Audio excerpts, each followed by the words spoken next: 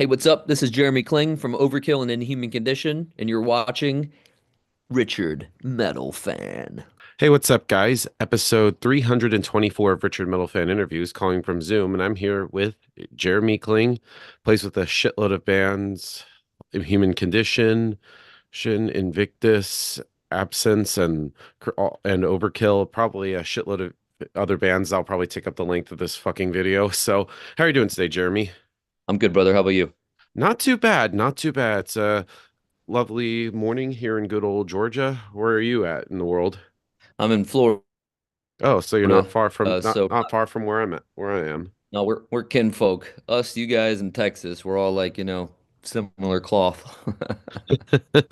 Yeah, but it's great to be able to have you on. So, kind of the format of the show is I want to talk about like your musical history and sort of do a speed run of your discography. But take me back to young Jeremy Kling. So, kind of growing up, what were the first bands that got you into metal? What made you want to play an instrument?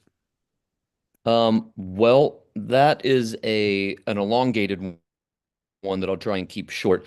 Um, my father put sticks in my hands as early as he could. So literally, my wife and I were going over my baby book. Everybody has like a baby's first steps, and your parents write them down, and then there's like a picture. Um, at 19 months, my father had entered in there, gave Jera a pair of drumsticks, and he played along to Black Sabbath's Paranoid from start to finish. I really think he has it in him. All right, so that was in my baby book. Um, so I just always played drums, always.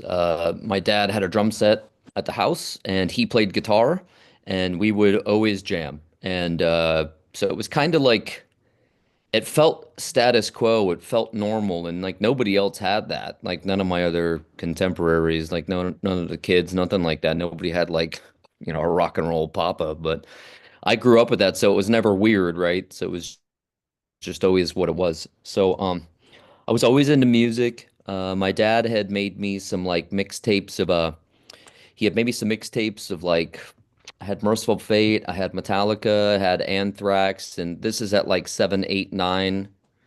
Um, Fast forward to when I hit like my teens, and that's when we all start to kind of really start to develop what we're into. There was some person on a school bus that I'm down here in Florida, uh, uh, right near Tampa. Actually, I'm in a suburb of there. Yeah, Um, capital of death and metal. yeah, right. So exactly. So this is how it all like the story kind of plays into it is I was on the bus and there was this person and they were like, "Hey, check this out." And it was Deicide Legion and the first Deicide record. And it was also Guar, Scum Dogs of the Universe. And it was also Morbid Angel Covenant. And it was also Suffocation, Pierce from Within. It was Nailed to Gold from who the hell is that? I'm drawing a blank. Not an incantation.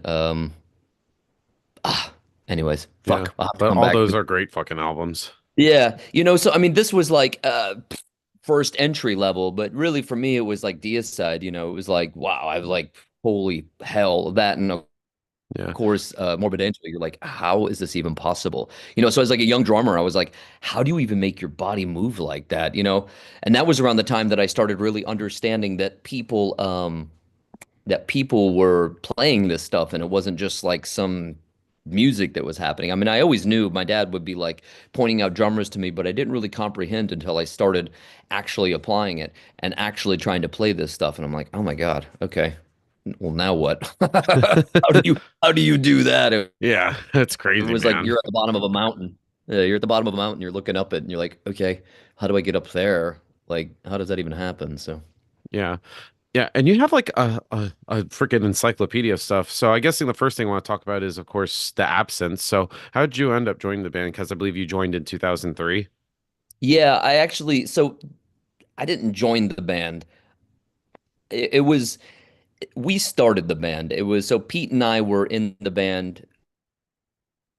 Pete and I were jamming. That was Pete Joseph. Him and I were jamming together. We had written three songs. I Deceiver. Um, I'm drawing a blank because I don't think about this that often.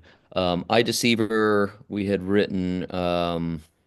believe Heaven Ablaze and Breath Beneath. Um, so we had those just musically written. Okay, now there was a local band, The Absence, and they had played with that was Pat and Jamie, and they had played with a bunch of bands locally, and they had a full set. They kept trying to get me to join the band. They kept trying to get Pete to join the band, like a couple different times. Like I had known Pat from previous stuff, and also Pete had known Pat, so we all knew each other. So they were trying to get us to join the band. And then I was talking with Pete, and I'm like, "Hey, man, they want me to go down and try out. I think I'm gonna go give it a go." He goes, "I was like, they want you to join too." He's like, "All right, we'll pave the way." That was his verbatim when he said. He was like, "Pave the way. If it sounds good, it looks good, then it's got to be good." So I did. I went down and jammed, and Pete actually came with me, and we ripped, and it was cool. But the song structure was long-winded, and there was like riff after riff. It was kind of like riff soup. And Pete and I weren't doing that. Pete and I were doing a very rigid verse chorus, bridge, verse chorus, out. We were kind of doing some like different songwriting. So we said, hey, if we join, we have to drop all the other Absence songs and start new and fresh. And the other guys, Pat and Jamie, were super into it. So that's what we did. And then we were trying to decide on a name. And it was like, well, I mean, the Absence is pretty cool and it's already established. So let's just stick with that. So realistically, should we have changed the band name? Probably. The ex drummer named it, So for interviews for like years, like I would do interviews and they'd be like, "How'd you guys come up with the name?" And I'm like, the old drummer who was fired, who I replaced, named the band." So I'm like, it was like unceremonious, It wasn't a really cool story, Like some people are like, "Oh man, well, we were in the third hour of this and we came up with this." And it was none of that. It was the ex drummer came up with it. So, um, which him and I are still friends, so it's cool, it's Yeah, copacetic. I actually recorded his band at my studio years later, so it's cool. But that was the dawn of that band. yeah. But then tell about making the first Absence album from the grave, which this year does mark the 20-year anniversary of that. So what was sort of like the whole writing and recording process like for the debut full-length Absence album? We were loaded with lots of bravado. We knew it was good. We knew it was like we knew we had something because we would play locally and we would play Seven Demons live, and everybody would sing that song with us. We would play I Deceiver, and the crowd would sing that stuff. And we're talking like local shows. I mean, that's hard to do, like as like a local band to get like other local band support, like in Tampa.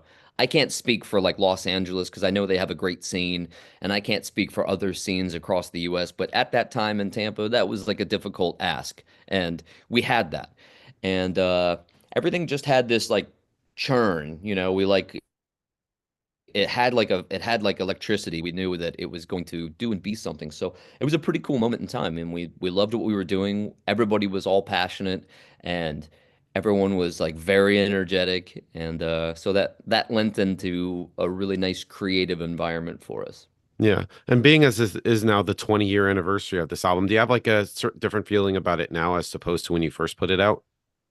No, I love it, man. I mean, that band brought me everything. That record in particular gave me start to my career. Now, by no means was like, did I have to put that out, and then just put my feet up and relax, and then the rest of my life was a coast job.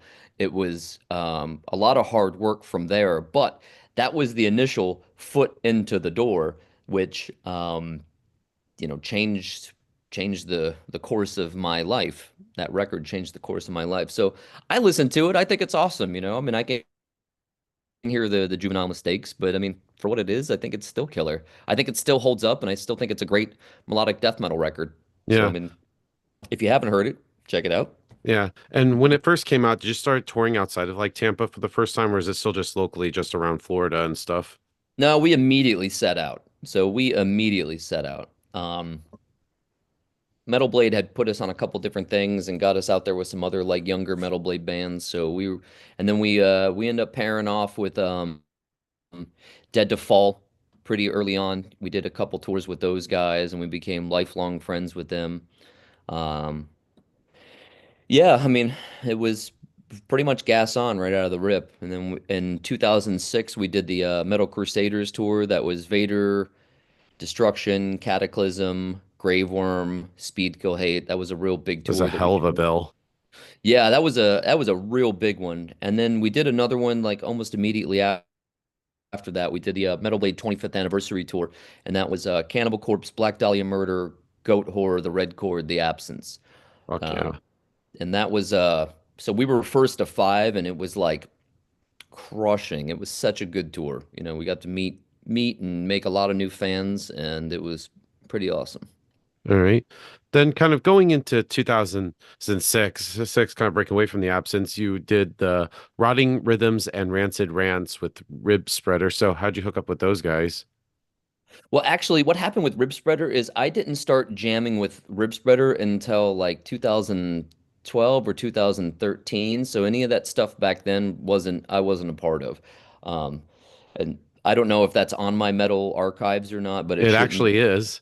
Yeah, Like that's why you have like a ton of stuff. It's always like the drummer that has the most stuff on Metal Archives. yeah, of course. Now, a lot of that stuff is probably pretty accurate, but like some of it I know is inaccurate. All right. Just try to like dig through all the I've stuff. only I've done three Rib Spreader records. I think it's three. If my brother was here, if Taylor was here, he'd be like, Actually, bro, you did, like he's the encyclopedia." Which I love doing interviews with him because he keeps my shit in check. But yeah, I didn't actually do Rib Spreader until much later. Okay. Then kind of going back to the absence, 2007, Riders of the Plague. I Hmm. love that album because usually with the debut full-length album, you have like your entire life to write, and there's a lot of hype with the first album. When it came to making Riders of the Plague, did you felt pressure to follow up from your grave? You know, uh, they say there's pressure. I didn't necessarily feel like, wow, we have to live up to it because I thought what we were writing was better. So. Better in a sense of we were firing more in a sense of a band. Truth be told, Pat and I wrote the brunt of that record. Um, there are Pete songs, but we learned them. Like, let's say Pete brought a song to the practice place, we would learn it as a band, and then Pat and I played like 5, 6, 7 days a week. So Pat and I would further hone these songs in and really, we say we put blood, sweat, and tears into it. There's only four basements in Newport Richey, Florida. Okay, I had one of them. There's only four. So in that basement, we built a practice place, and that's where we wrote and recorded. Well, wrote and did all the pre-production for Riders of the Plague right there. That's in downtown Newport Richey, actually, off Madison Avenue. Um, so, but we built that. Like we bled there because we were building, and we weren't like construction guys, and we like cut ourselves, and then like we were having like emotional moments because we were drinking a lot. So we were crying, and we are definitely sweating our asses off. So we literally put everything into that album. And it was kind of like everything focused into what it was. And we had very, very clear ideas on what we wanted to be as a band. And that's how that record came to be. So there wasn't too much pressure in regards of that. It was just really like it felt good, and it felt like we were doing the right thing. And every move we were making was like, I think that's it. And Yeah. that's of course when we met Jonas Shelgren, the Swedish producer, and him and I have since become lifelong friends. He's the one who actually taught me how to record in a studio setting, because I did all the pre-production for Riders of the Plague, all of it, and I had a very keen sense on wanting to record. I didn't kind of like it, like I was super into it, and Jonas really helped shape me as a mix engineer, and Yeah. he really helped me with critical listening, and yeah, he taught me a lot. As a matter of fact, I spent, I think, a total of about 6 months in Sweden in various trips. Like I flew to Sweden and stayed at his studio, which is he has a split studio with Peter Tadgren from Hypocrisy. Um, so I lived there and drank the water and actually I didn't have a mustache until I went to Sweden, and then I grew a mustache afterwards. We joked about that because like next time I saw him, he's like, "Wow, you have a mustache," and I was like, "Yeah." I was like, I ever had a mustache before. I was like, that came from Sweden, right? We're dying laughing, of course. But that was the Riders was a pretty big moment. That was a pretty big moment for us. Oh yeah. And then going into 2008, you did the Send More Cops, Send More Paradox demo with 90-minute reflex. Tell me about that because I'm trying to find like that online. I can't find it anywhere. Yeah, well, text me later and I'll try and send you a link. Um, that stuff was like an American grind band. I met these two dudes. That was after I left the Absence. That was the first project I did after I left the Absence, and it was a local outfit here to. They were out of Orlando, Florida, and it was this guy Gary and this other dude Chris Ott. And Chris Ott since then started selling art and making art, and then he's that dude has like his career has skyrocketed. He's actually now like the main guy at Famous Monsters, doing making shirts, and he's got his own brick and mortar store in Texas where he sells his own artwork. It's called London 1888. Anyways, just a side note. Him and I are lifelong friends as well. And as well as Gary. It just never kind of went further than like the local band sector. But man, I loved that band. I thought that band was great. It was like gross. It was like New Orleans, grind, mixed with like Dying Fetus. It was Napalm Death. It was pretty cool. Cool band. I liked it a lot, actually. Nice. Nice. And then going into 2010, you did like two things. You did like the single rot for the Skin Eater, and then you joined up with Infernaean with the Genesis to Nemesis album. So tell me about those little things. Yeah, okay. Skin Eater was when I was in Sweden one of the times, I met this dude was in recording at Jonas's studio, and his name is Håkan, or Hacken, it looks like, but it's Håkan. Um, that dude was in Thy Dreams, and I was big fan of that band. I was like, oh my God, really? He was like, yeah, right. Highest Beauty was a freaking killer record. Um, and he was like blown away that I even knew the band. He's like, "You're from Florida. Why the hell do you know that band?" And I was like, "I like Swedish death metal." So, um, Same here. yeah, I was like a big fan. So, anyways, we became friends, and he started a band called Skin Eater, and I ended up singing for that band. I don't know if I played drums. I can't remember. I think I played drums on it, but I'm pretty sure that I sang on it as well. I don't know if I sang Yeah, on. you did. You think you sang and played drums? Okay, yeah. So. Um, that was a cool project, and again that was just a project. Then Infernion, I got hired on to go do a tour with those guys. They were doing a tour with Anal Cunt and Anal Blast, and they needed a drummer for their tour. Oh, dude, it gets better. So we played the Knitting Factory in Los Angeles, right? And we also played with the Meat Shits. So I called my mom, and I'm like, Mom, I'm playing a show tonight in Los Angeles with Anal Cunt, Anal Blast, and the Meat Shits. And my mom was known for like every now and again she would throw out some funny one-liners, and she definitely said, "Well, you're exactly where you want to be." So I like died laughing. It was super dry, dude. It was super dry. But it was funny. Yeah, so they end up asking me if I'd play on their record. So I end up kind of joining the band, and I played on that record, and I played on the next record, which was The Cancer Within. Now that record is killer. We had a different singer. The songwriting. This is where I met Taylor Nordberg. Was he Yeah, first currently him killing and it I with Deicide. Oh yeah. Oh yeah. So I first met Taylor with Infernion, not Genesis to Nemesis. Well, he later did that record, but the first tours I did with Infernion were not with Taylor. But he joined, and we first did Genesis to Nemesis, and then we did The Cancer Within, and that's where him and I busted our ass on that record. I mean, we played like 7 days a week for like 6 hours a day for like 3 months, and we just played and wrote. And oh man, like you as a musician, if you're a musician, you would know this, but as a musician, you'll click with some certain musicians. Like you're just work and it's just easy, and you're not like trying to explain yourself, and you're not like you can just we him and I speak the same language. I mean, so much so, fast forward to all these years later, we're still equally as productive, him and I. it's like we run at like a breakneck speed, and a lot of people think we're crazy, or we're like, how are you doing all this? And it's like, I don't know, I don't do anything else, man. I don't drink. I haven't drank in 10 years.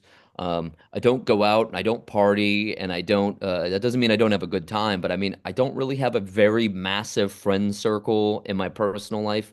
I don't do too much other than just music, which that's fine with me. I don't feel like I'm missing out because I don't have this like crazy social life.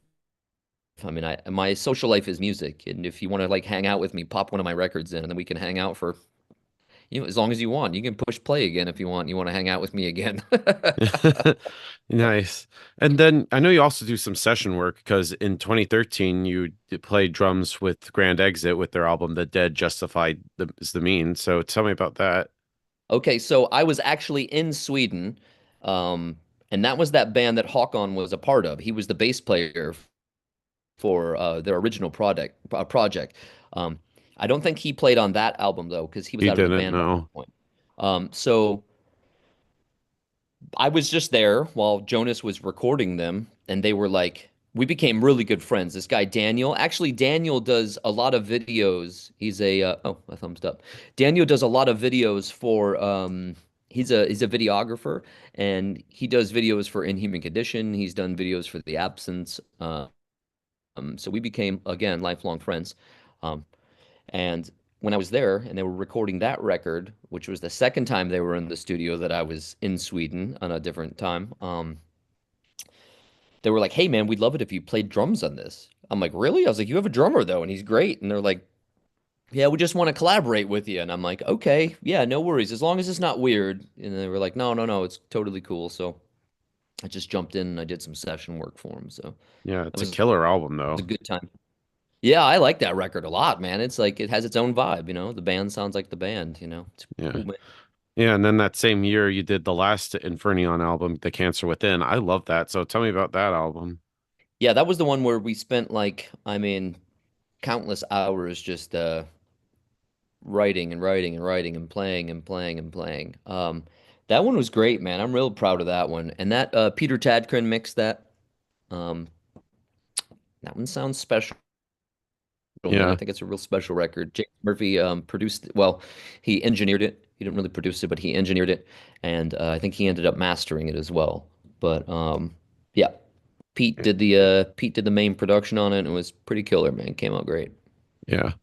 And then going into 2014, you did the new another band, Necromancing the Stone with Before the Devil Knows You're Dead. So tell me about that.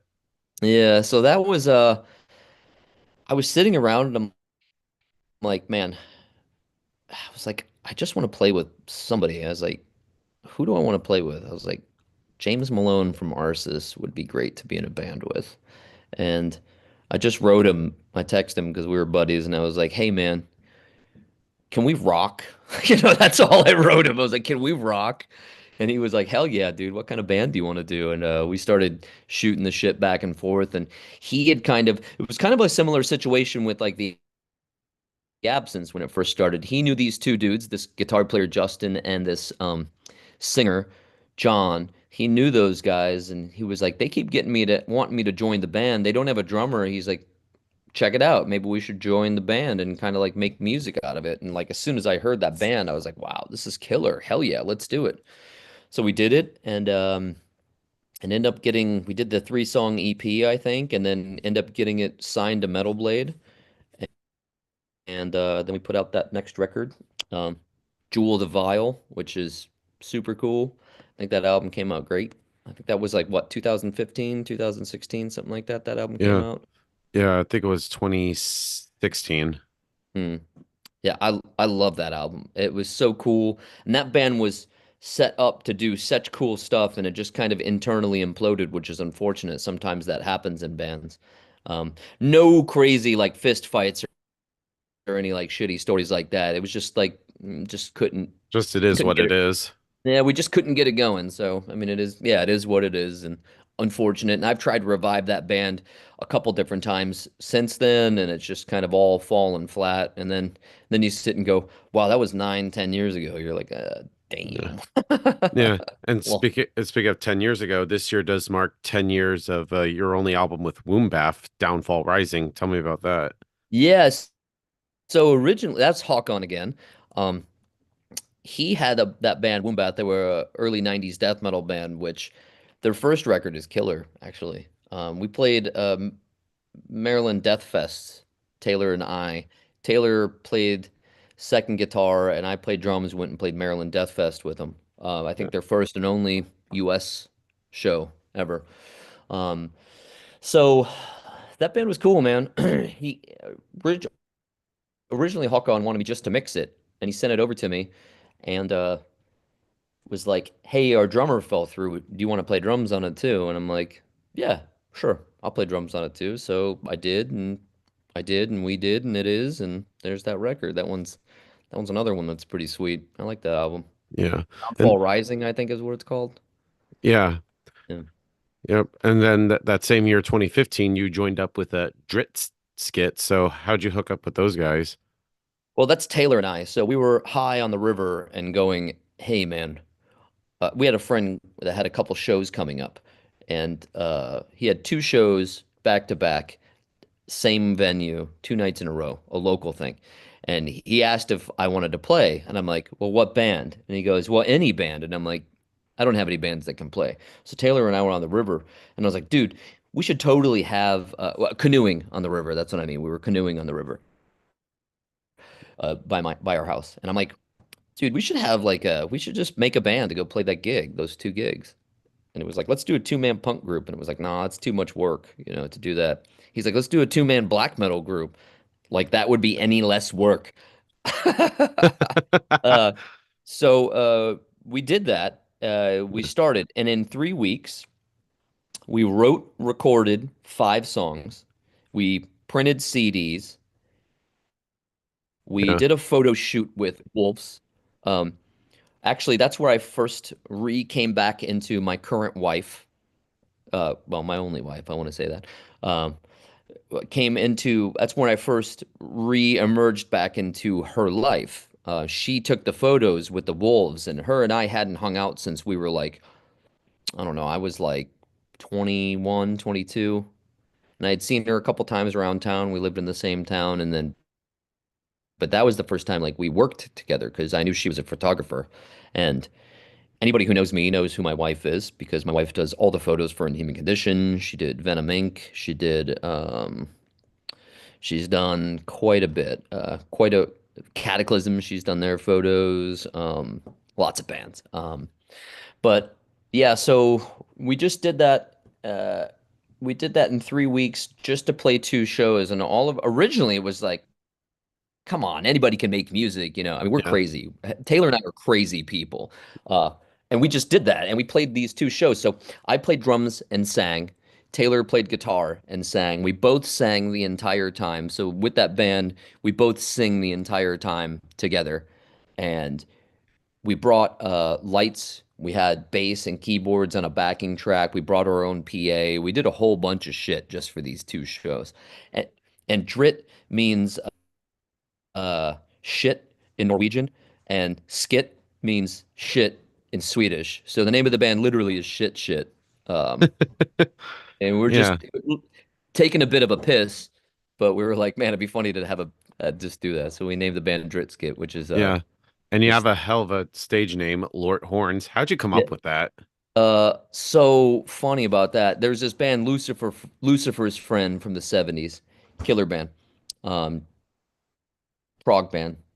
One of the guys in the band is named something Horns. I can't remember, but I went with his last name as my last name, and Lort is shit in some other um, it's shit in some other language. I don't know, like Chechnya or Poland, something like that. It means so. My name is basically Shit Horns, which is pretty fucking funny.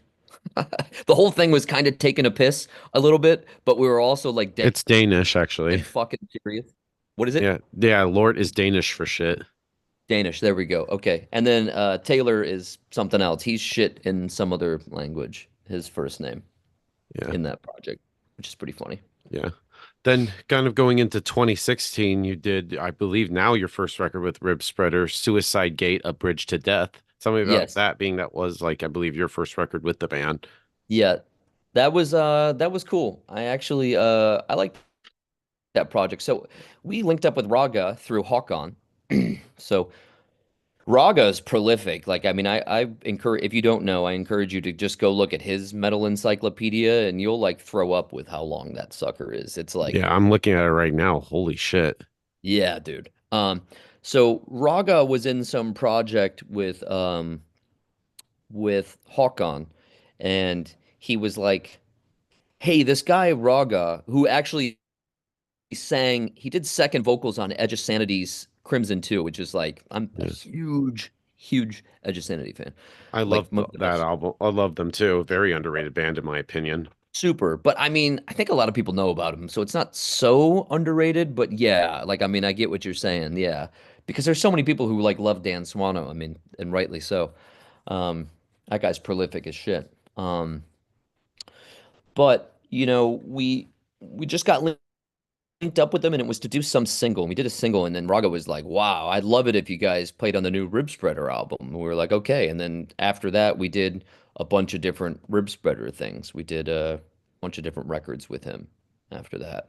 Which that first Rib Spreader we did, that one's pretty cool, man. It was kind of like a title shift for that band too, because it really like Taylor and I have our own vibe and it sounds very much like him and I playing. So if you know our style, then you can hear it almost like immediately, you know. I mean, I Yeah. know I can hear it. Yeah. So Then next up in 2017, you joined up with a Gore Gang, did the self-titled EP. So tell me about that. again, that's just Taylor and I.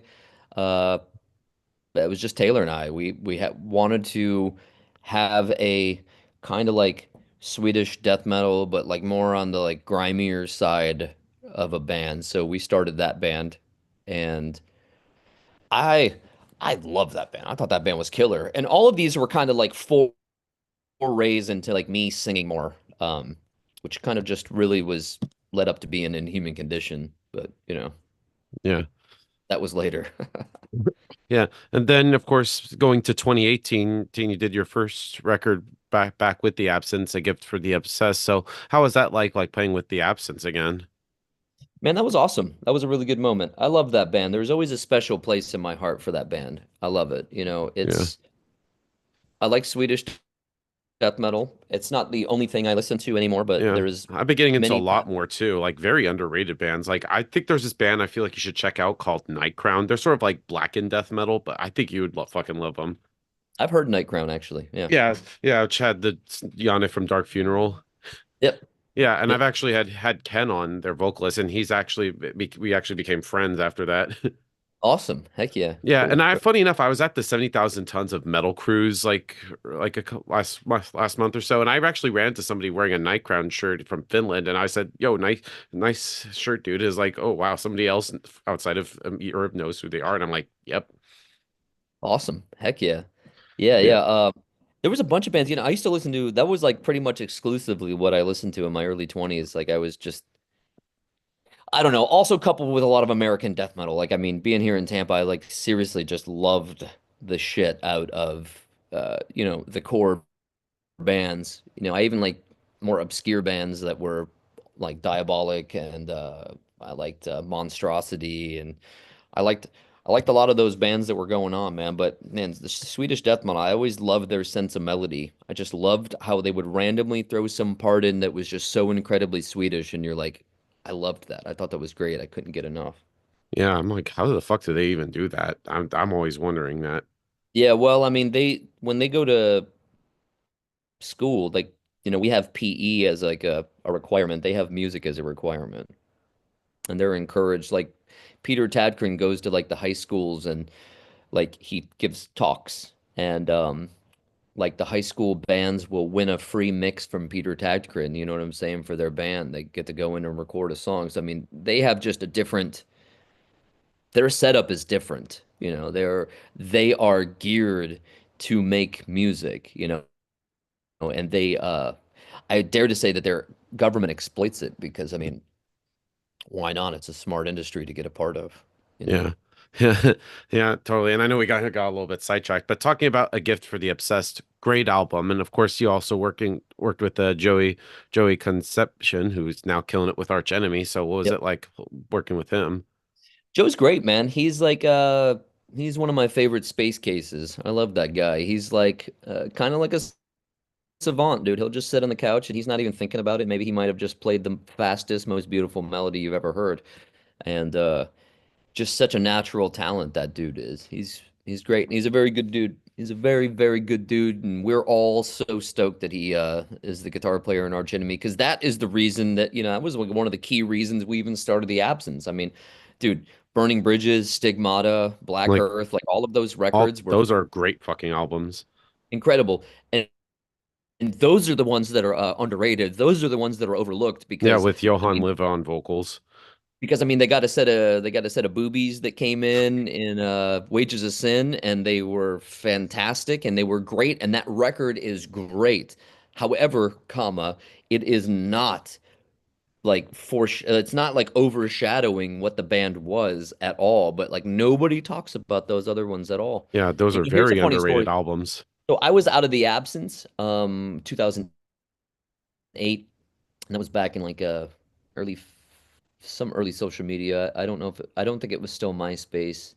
Might have still been MySpace. I got hit up on social media by a guy named Yoan, and he wrote me and was like, "Hey man, I just want to say that I'm a huge fan of Riders of the Plague.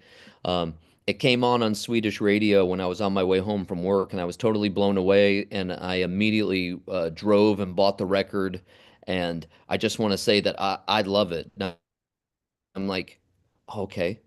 Yeah, I used to play in bands too, and I'm like, oh, okay, it's Johan Leva, and I'm like, I find out that he sang an Arch Enemy, and I'm like, oh my God, I'm like, really, dude? Like, no way, right? I was like completely floored that he had even written me, and then he was end up being a fan of the band, which was pretty fucking sweet. And again, that's another one we became lifelong friends. Like we've been friends ever since. I mean, it's been a long time, a Yeah, long time.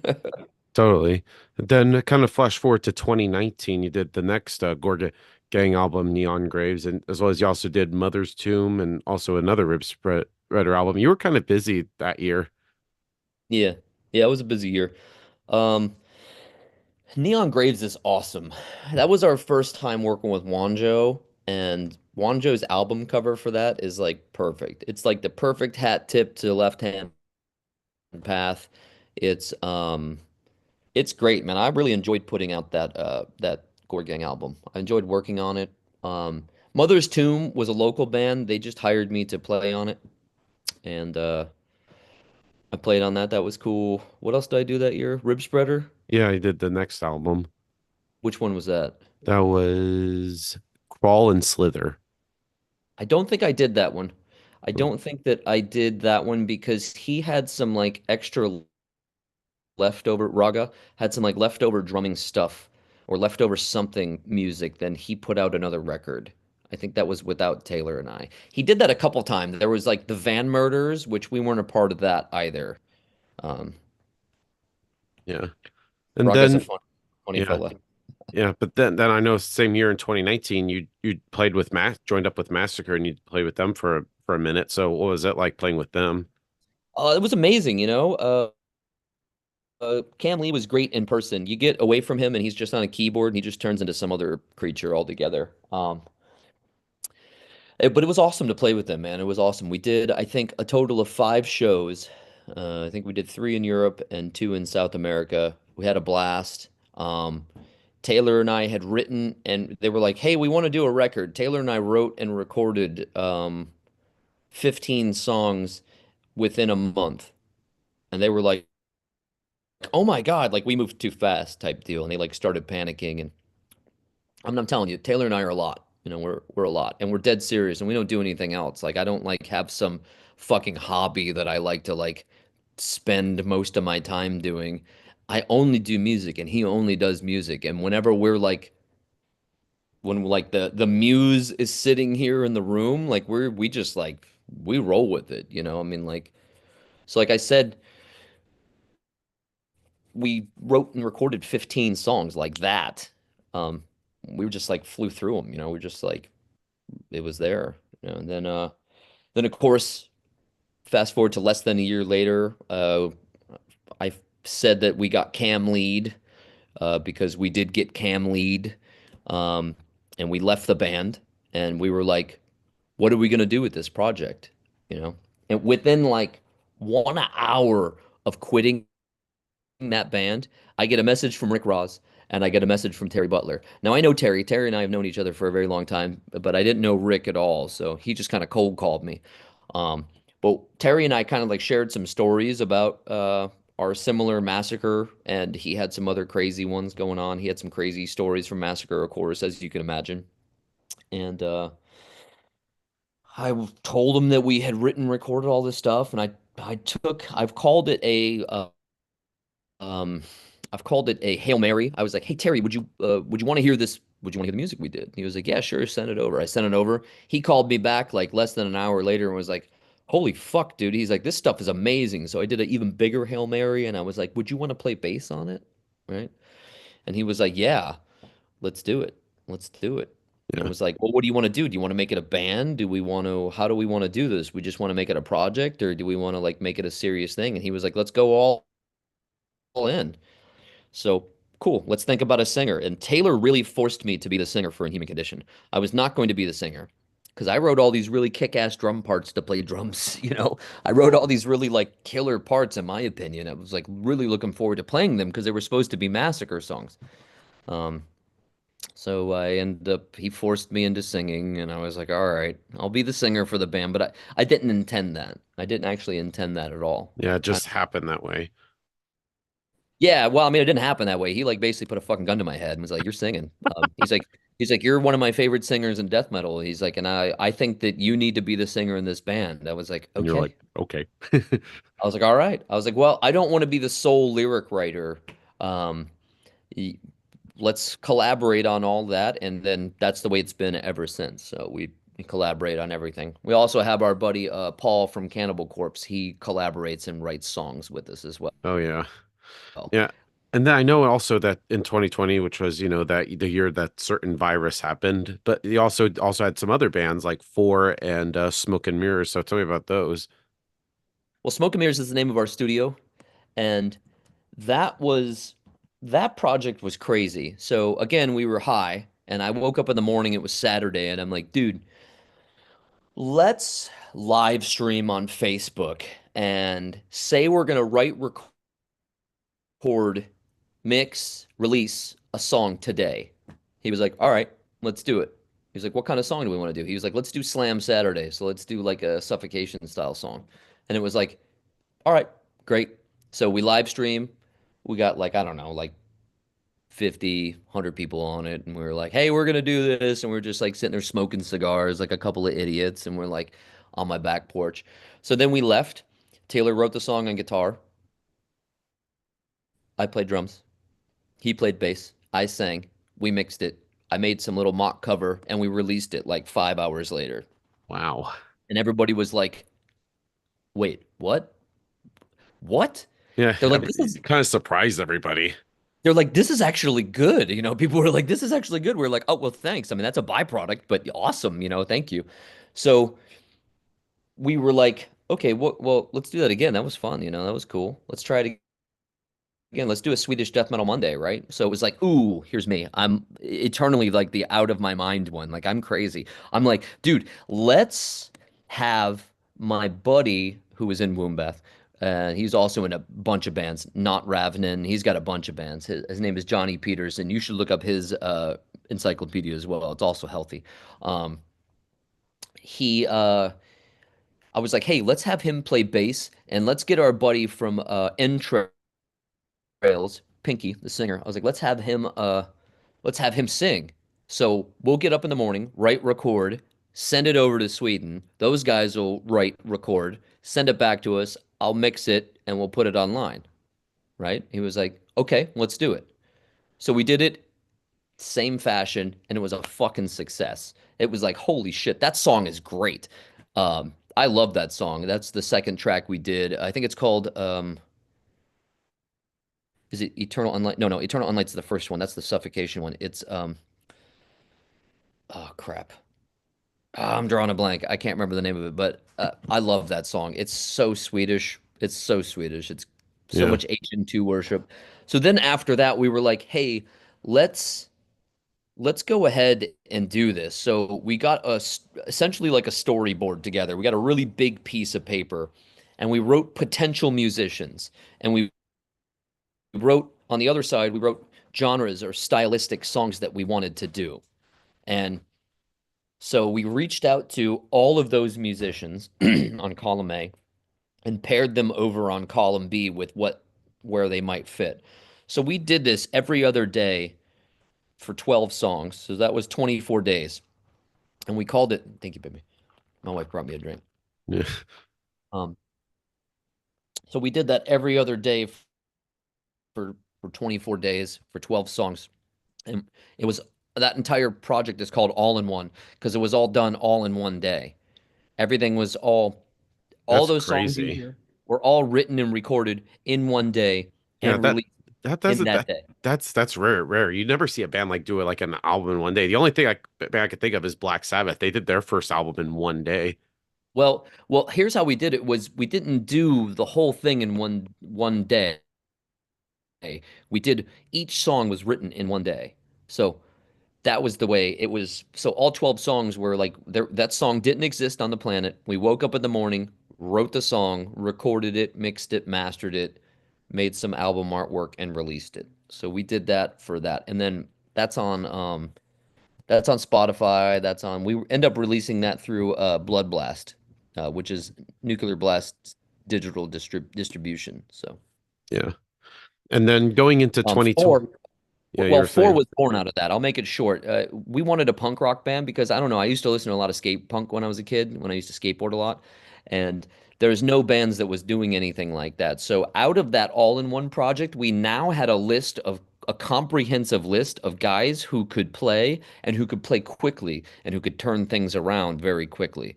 So out of that, we built that band Four, which is a pretty sweet punk band. And we just did that just because we wanted a band that we could listen to that was punk. yeah. And then going into 2021, you did some more albums. You did the last score, Gang EP, Long Live the Grime. Then you also did the your first record with Inhuman Condition, Rat God, the first album, and then you also played bass with Eyes of Purgatory. You did the next Absence album, Coffin Eyes, and then you actually were in XDO for a minute. You did their last full length of 13 years of Nero. Like, how do you manage to keep to be in all those bands all at once? Because that you have to have a moment you just want to breathe. Yeah. Again, I don't do anything else, brother. Richard, I don't do anything else. I do nothing. I'm I not do downing that, Jeremy. no, I just play music, brother. And I don't really want to do anything else. Like I'm not I do have some hobbies, but they don't swallow up my whole thought process. So in uh, my estimation of my own life, I love my life. My life is great. I have a perfect wife. I have great kids. I have a an amazing dog, you know. I have everything that I could ever want to do, ever anything that I'd like to do, I can do. And I have the ability to, and I bust my ass and I work hard and I just put a lot of time and energy into music. So yeah, that year in particular was pretty busy. I just ended up doing like lots of stuff. But if you see what I'm saying by like let me just give you an example of the newest Inhuman Condition one that's coming out later this year. I recorded those songs. I recorded the when I went to the studio. Normally, like drums take like sometimes drums can take like 5, 6 days in the studio, right? You're like you enter the studio, you have to do all this. You have to take after take, dude. I was done in 3.5 hours. Done Wow. 3.5 hours. Holy Done. shit. Yeah, bro. I mean, done. And that's not even like oh, look how cool I am. It's like, no, Yeah. I'm focused and I Yeah, know what I you need don't to fuck do. around. No, there is no. And my brother, Taylor, is leading the charge. So he's engineering the drums. Again, him and I have such a great symbiotic work. I mean, done. It's just like, it's not that difficult to create high volumes of stuff if you have a good team. Life is good. I have the means. I own a studio, so I don't have to like set it up to go somewhere. Like I can show you right now. My drums are set up right now. So if you were to be like, "Hey, Jeramie, I want to hire you to do something or other," cool. Okay, I'll have it turned around for you by like tomorrow or the next day. Wow. It's not that big of a deal. It's not. It's not because I don't have to do a whole bunch. And moreover, the way that I write drums is I don't typically sit and write and write and write and write my parts. I just kind of go in and play, and it's 100% spontaneity because my body knows what to do. I've listened to enough metal. I've listened to enough music to where we know what to do. You know, there's only so many drum beats you can play within like a window or like the confines of like the music that we listen to. There's only so many drum beats you can play. I mean, you could be creative, sure, but still at the end of the day, there's only so many things you can do down beats, you can do off beats, you can do 2 and 4 drum beats, you can do snare on the three. I mean, there's only so many things that you can do. There's only 16 ostinatos. That's it. That's not so I kind of like go in there and like I just let my mind go and I just play. So it's not like it's not super difficult to do that. Now, I guess that's me downplaying it, my wife would say. That's me downplaying it, but you know, I've spent my whole life after this. I mean, I'm 42 years old. Yeah. You can see my paper trail behind me of everything I've done, and that has all led to this headspace where I'm at currently, and that's all led to my abilities where I'm at currently. Yeah. Yeah, but tell me about those albums, especially like like Rat God by Inhuman Condition. I love that. That was actually like the first album I heard from you guys. So tell me about that. Cool. Man, I love that band. That band is great. That band is like, it's kind of like the graduated version of everything that Taylor and I were doing up until that point, you know. Again, Terry was in the band, and we chose the name Inhuman Condition because that was Massacre's EP that they put out in the mid 90s, and Terry wrote that song. And the reason why we chose that is because I would have never done a like I did Gore Gang, right? That's like a Swedish death metal style band. I wouldn't have done a Florida style death metal band. I wouldn't have done one because the world already had enough of them, in my opinion. So when we were left with the in the wake of Massacre, and it was like, okay, what do you do here? You know, do we make a band? And I'm like, oh, for fuck's sake, I didn't want to make a band because I wouldn't have made a Florida tribute style band. So I was like, you know what? Fuck it. This was supposed to be Massacre. Rat God was the music for Rat God was going to be the new Massacre. Period.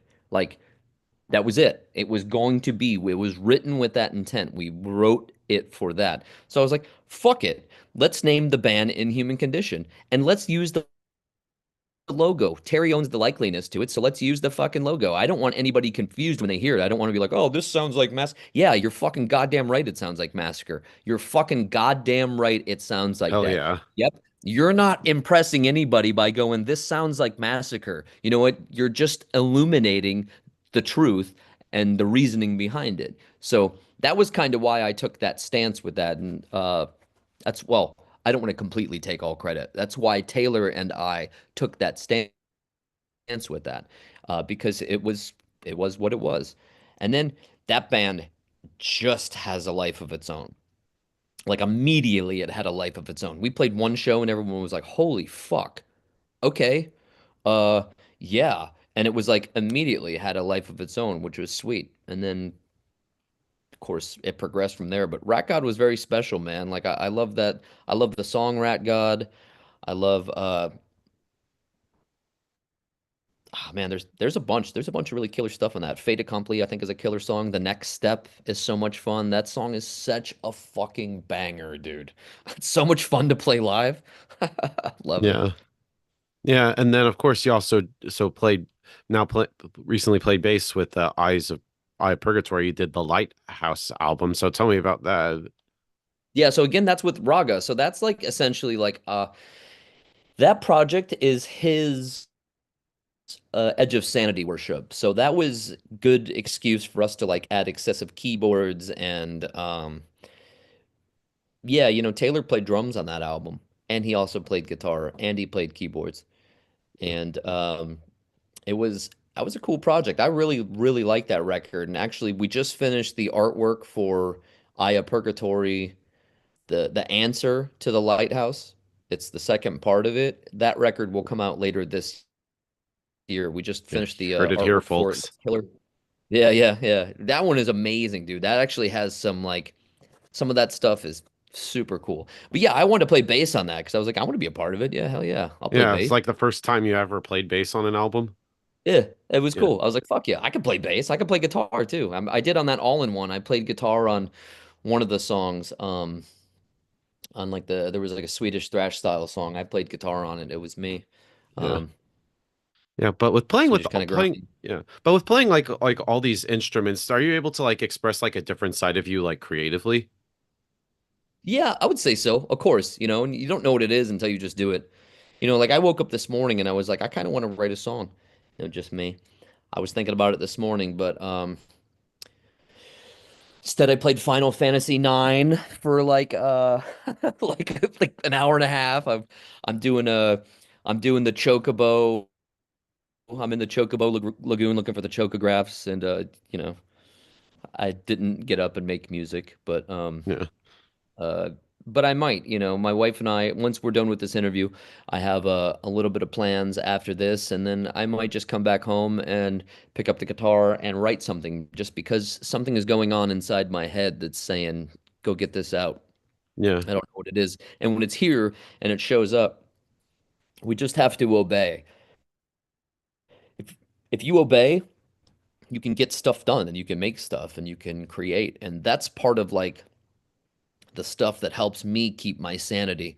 For some people, it's purely just listening to the music, and that can do that for them, which that's amazing. Listening to music can be cathartic for me, but not in the same way that it's cathartic to get music out of me. When I get music out of me, it's more cathartic. nice. Um, And then I know in 2021 you joined up with our boys in XDO. You did the 13 Years of Narrow. Loved that album, and of course I finally got to see them at 70,000 Tons of Metal. So what was it like playing with them? Which is I know it's like Maurizio and JF from Cataclysm. yeah, it was awesome. I was upset because I didn't get to, because of COVID-19, I didn't get to spend any time on stage with those guys and I didn't get to play any of those songs. So I'm pretty bummed about it. And historically, like if you know anything about the band, Exteo is Cataclysm in a different configuration, Yeah, they but sing like, about like Roman shit. right, which is cool. So there was no drummer at the time when they did 13 Days of the Nero record. There was no drummer, so they hired me. I was doing front of house for them. So most people don't know that I am a front of house engineer as well. Yeah, So I that's where I mixed those first songs. met you. You did with the Deicide on the Deicide tour in 22. Uh-huh. Okay. Yeah, and I interviewed you there. Cool. Yep, I remember. Yep. And that was outside of what was the Center name of that? stage at the in Atlanta, Yeah, near center. the loft. Yep. Um Yeah, so I mean, a lot of people don't know that I do that, and that's where I was in with Cataclysm, and he was like, "Hey, man, you're a hell of a drummer. Would you want to play on this record?" And I was like, "Yeah, sure, let's do it, man. I would actually be honored to." And of course, James ended up joining the band after that, He's a and great drummer. oh yeah, top shelf. So I knew my days were numbered anyways, and it was just unfortunate I didn't get to actually play with them. That's kind of a bummer, but Yeah.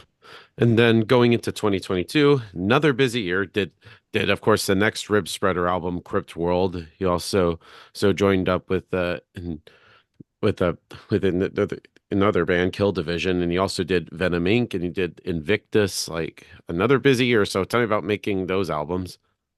yeah. Um, Kill Division was fun. I got to jam with Dirk. He's a good dude. Uh, very good friend, great drummer. That was all Gus Rios' brainchild. He wanted to do a terrorizer kind of worship band, and I played bass on that again, so that was cool. I got to play bass again. Um, I mixed that as well. Um, And then Invictus was cool, man. That was a cool little project that Maurizio had going. So I made uh, recorded the drums, ended up going to Colin Richardson and Chris Clancy to mix. Chris Clancy sang. We did a couple really killer music videos for those. That was a lot of fun, man. That band was a cool band. I'm shocked it didn't go any further, but that's the name of this industry. You never know what's going to happen. You can have a good product and nobody hears it and it goes, nowhere. Um, what else did I do? Crip World, that was a cool one, man. That was another cool rib. I like that Rib Spreader album. That one's fucking aggressive. That one's like really aggressive. Like I mixed that to be ah, like the whole time it's just like this. So it's kind of fun. Um, yeah, that was a busy year, wasn't Yeah. it? Like you say, you just got to keep this. You just like to make music, man. Yeah, yeah, yeah. Yeah. Then 2023, like I say, you did some more session work. You played drums with Joey with Divine Technical Machine. So tell me about that. That was cool. So a lot of these things, man, I recorded them like a year or two previous before they actually come out. Sometimes it's within the same, time frame. Sometimes it's like, hey, let's make a thing. But sometimes like for instance, this Eye of Purgatory record that's coming out this year, um, I played that bass and mixed it like 5 or 6 years ago. Oh So wow. it's just been like shelved. Not for any other reason other than just it has been, but it's coming out this year. Um, there's another instance of this, like Taylor and I have a Drit Skit record that we're gonna put out, but we've been sitting on it for like 8 years. So I mean, if I release it this year, it looks like, hey, we just put out new music, but I mean, it's like it's not so new, but yeah. Yeah. Um, like this Inhuman Condition record, we started tracking it last June. All right, so I did the drums, Taylor did the guitars, and it'll come out, I think, sometime in June. We're about to announce the release date, so you heard it first here. Yeah. Um, but the new record will be by the time it comes out, it's already a year old in terms of when it was created. But I did 135 days of touring straight last year. Wow. I recorded those drums. I left my house July 28th, pardon me, July 25th, and I got home December 6th. And it Yeah. was like 4 tours back to back to back to back. So there's not much room to do anything other than just touring at that point. So we had to sit on the record, or else it probably would have been out earlier this year, but it just didn't happen, you know, Yeah. because I was so long. Yeah. And then you also did the latest in Human Condition EP, Be Panic Prayer. I love that. That especially love how you covered Blue Oyster Cult's Godzilla. So what made you guys decide to cover that song in particular? I was at the gym and that song came on, and I'm like, dude, that would be great as a death metal song. So I just went home and was like, T, I was just at the gym, and I think that we need to cover Blue Oyster Cult for the new Inhuman Condition EP. He was like, yeah, what song? I'm like, Godzilla. He goes, okay, fuck yeah. He's like, all right, done. So literally, like later that day, he scratch tracked the guitars for me. I was like, okay, great. I mean, it literally happens like that. It's like later that day, he scratch tracked it, and that was it. And I can't remember the chain of events on how we threw Panic Prayer together at that point. Maybe it was like we were in the about to start recording, so he just threw that in last minute. But I think that's what we did. And that rounded off the 4 songs. I think we did 3 new songs, the cover, and then we put 4 live songs. I think that's what we did. Or maybe we did 4 originals. I can't remember. I'm drawing a blank. Yeah. I have lots of music that I've done and I've been a part of. So I mean, some stuff I have total recall. Other stuff I'm like, I don't know. Yeah. It's all But I good, think my we did friend. three. I think we did three. Yeah, yeah, I think it's like three or four, but yeah. But anyway, we're almost done. We got a couple more things. Of course, last year you did the new Absence album, the self-titled, which I love that. And I thought I was curious because anytime when a band does like a self-titled album, it's always like the first, but it's like when it's later in their career, I always feel like that's like almost like a change. So was that sort of like the reason for it being self-titled? No, Jamie just always wanted to have a self-title, and that record, I had the most fun out of any of the newer apps and stuff. I had the most fun doing that album. And after Coffinize, that band was shelved. It was like we weren't thinking about it anymore. It was like, cool, it's good, shelved, right? And then out of nowhere, Taylor was like, it was just funny because he's kind of like the leader on why we shelved it. He was like, I'm good on playing that stuff. I was like, yeah, me too. I'm all right. It's fine. We had other stuff to focus on. And he was like, hey, I wrote a new Absence song. And then like 30 minutes later, he's like, I got another one. A couple hours later, he's like, I wrote two more. The next day, he's like, I got four more. I'm like, oh my God, what? And I heard him and I was so floored by him, right? And it was actually in between tours for me. And I'm like, wow, I have to play drums on these now because like my mind was going like 100 miles an hour. It's like, I have to play drums on these now. So we set the drums up and I tracked the album in like 7 hours. I didn't have any drums written. I just wrote them then and was like, I loved the headspace I was in.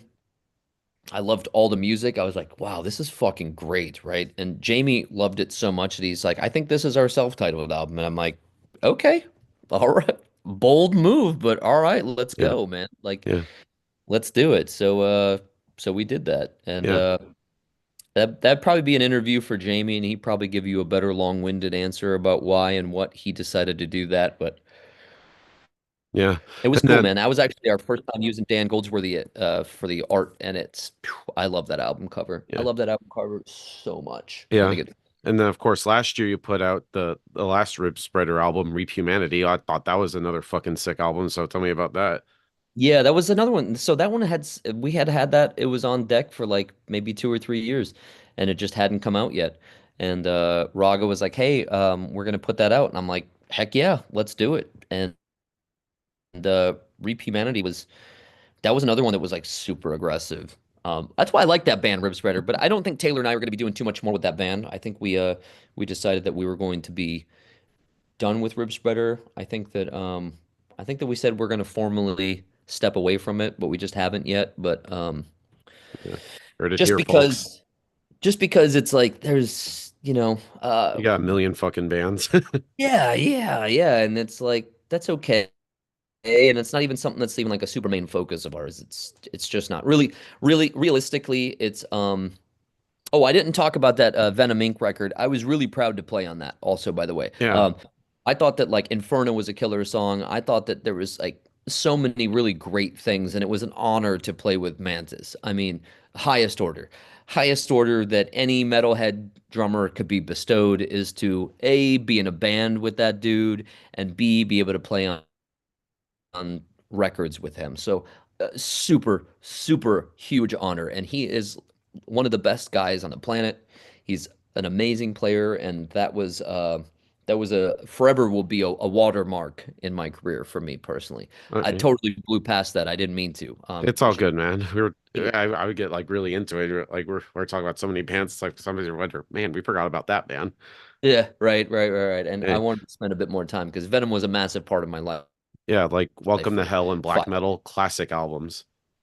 Bro, I would look over and look at Mantis, and he'd be like, "Come on," fucking ripping, trying to play fast, like not trying to play fast, trying to play faster to get me to play faster. And I'm like, "Holy shit!" I'm like, you're just like you start black metal, and you're like, "Dude, that guy fucking wrote black metal. He's the reason the genre is here is because of that dude's hands over Yeah, there, and we're on stage together." It was like such a high honor. It was such a high honor. yeah, Um, so I love that album too. totally. And then going back to, I think we were talking about Rib Spreader. Yeah, saying that like it's pretty much coming to an end. Yeah, because we have Deicide and we have Overkill and we have Yeah, which Inhuman we're getting Condition. to because last and for certainly not least, you're now part of Overkill.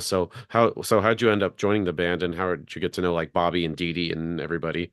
Well, I crewed for them like 13 years ago, 14 years ago. I drum teched for Ron.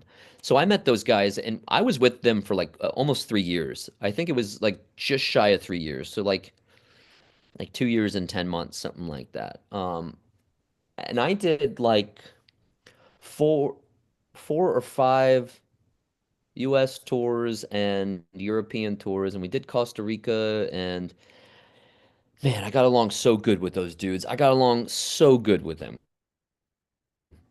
So Jason ended up joining the band, and then he had hit me up like a year previous and was like, "Hey man, can you fill in for me for a show?" And that show ended up getting canceled. So then he hit me up again and was like, "Hey, can you fill in for a tour for me?"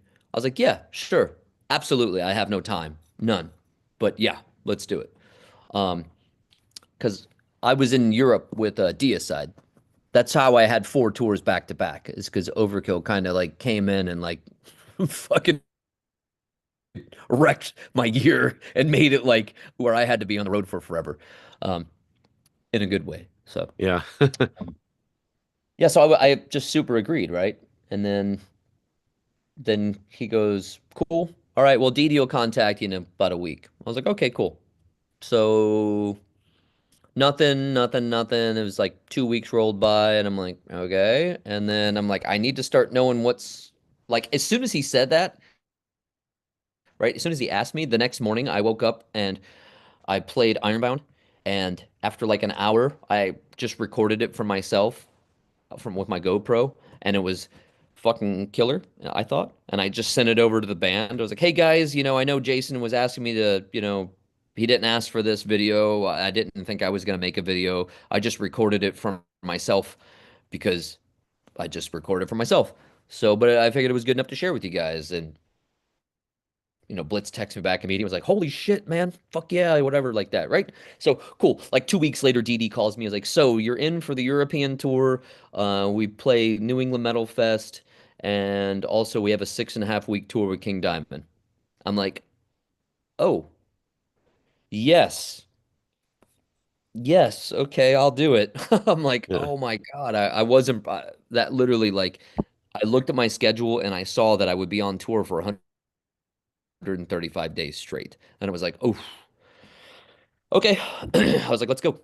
Let's do it." And then I'm like, well, it was going to be difficult for me to do that New England Metal Fest show because I was already on tour with Deicide in the States.